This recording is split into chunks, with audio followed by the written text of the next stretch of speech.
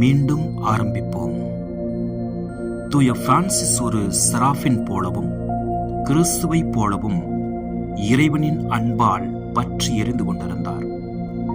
அப்போது அவர் தன் சகோதரர்களிடத்தில், என் சகோதரர்களே, இதுகாரும் நாம் எதுவுமே செய்யவில்லை, ஆண்டவரையும் இறைவனையும் அன்பு செய்ய நாம் தொடங்குவோம் என்று தன் ஏக்கத்தை வெளிப்படுத்தினார்.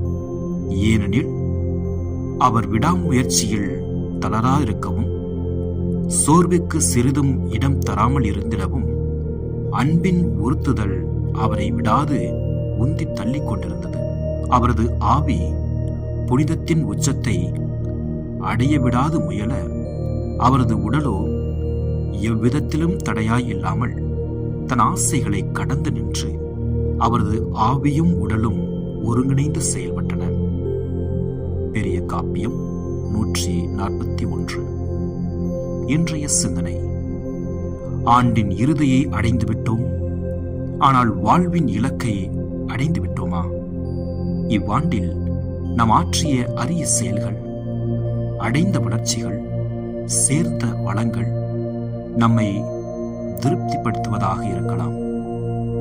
இருப்பினும் நமது வாழ்வின் லட்சியம் இவற்றோடு முடிந்து விடுவதா?